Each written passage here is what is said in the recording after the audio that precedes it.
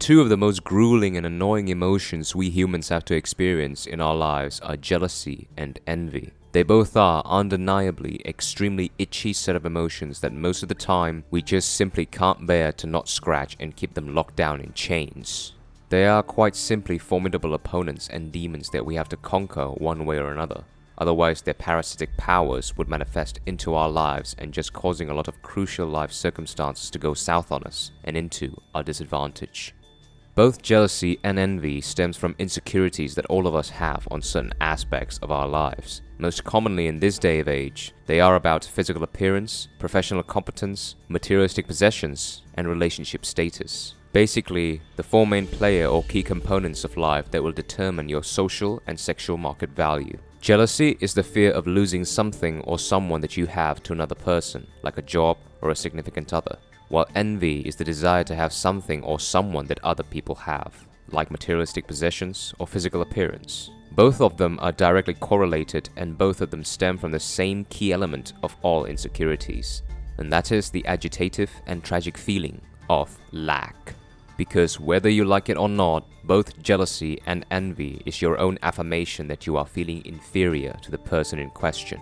All of us were born under different circumstances in life, and with the unfair rules of life added to that mix, we have people who were born with fortunate circumstances and people who were born with unfortunate circumstances. That's just the reality of the way that life plays out. However, unlike what most people would assume, both fortunate and unfortunate people can experience insecurities that stems into both jealousy and envy. Doesn't matter how much that they think that they already have in life, the feeling of lack will inevitably summon those negative emotions and start to corrupt their minds.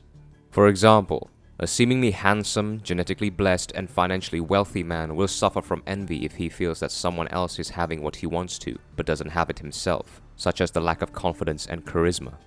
Now, are both jealousy and envy normal? Absolutely. You can't choose not to feel jealous or envy. They are completely natural, intuitive response for us human beings, ever since the Stone Ages. We are naturally very protective of what we have in a tribe, and we naturally want to scavenge and gather resources for the tribe to survive, grow, and prosper, even if it means raiding a village and taking everything they have that we don't.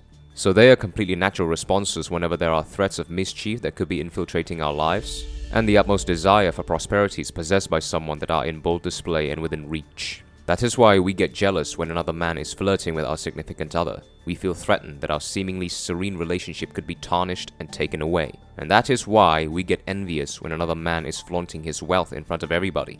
Because we desire those resources that he has, and that they can help us reach prosperity in life.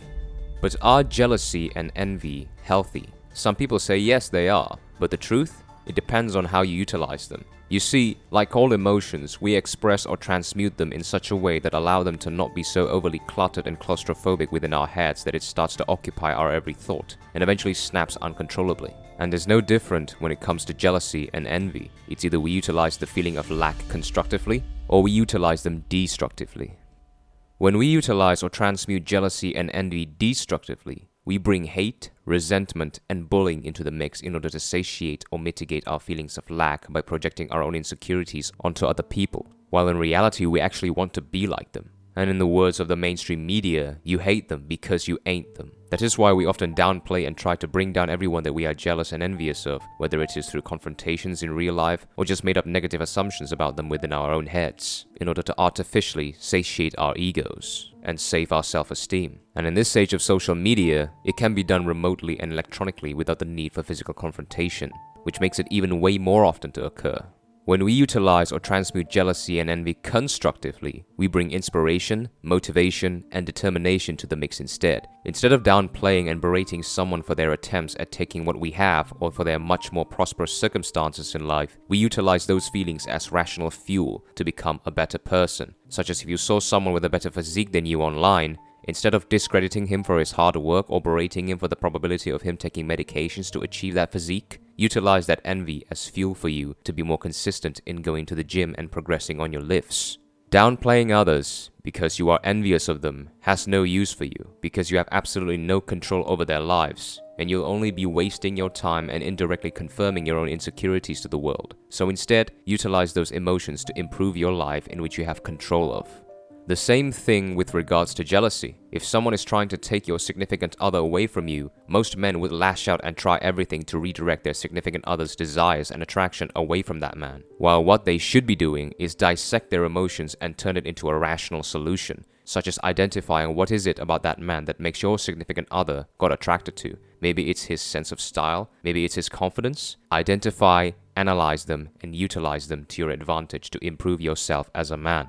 Now, some of you might disagree and say, that is absolutely ridiculous. How can I not defend my significant other from being taken by another man with bad intentions? Here is the thing, gentlemen. Like other people, women are beyond your control. If she desires that man, she will show it through her behavior. Likewise, if she desires you, her behavior will speak. And let's be honest, you got jealous because she displayed the former. And with you lashing out and trying to prevent her from being taken away is only evidently confirming your unhealthy jealousy to her intuition. And I don't need to explain to you why being an emotionally reactive man is extremely unattractive to women. And it will increase the chances of her thinking that that man is a better prospect than you. Ultimately though, constructively utilizing the emotions of jealousy and envy is only one thing. The more important thing is eventually getting rid of that feeling of lack, because that's where the jealousy and the envy come from. And the best way to get rid of that feeling, in today's age at least, is to completely remove your dependency, attachment, and thirst for other people's attention, recognition, and validation. Because let's be honest, today, it is not so much about the lack of money, women, and good looks, but more towards the lack of attention, recognition, and validation that we receive from other people through having all those things. And when we are jealous or envious of others, we do not receive any of the attention, recognition, and validation.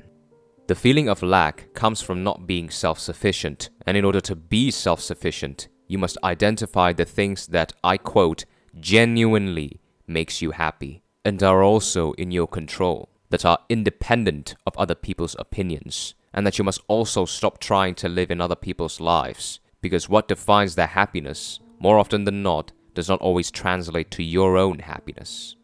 If a person gave away your body to some passerby, you'd be furious. Yet you hand over your mind to anyone who comes along so they may abuse you, leaving it disturbed and troubled. Have you no shame in that? Thank you for watching.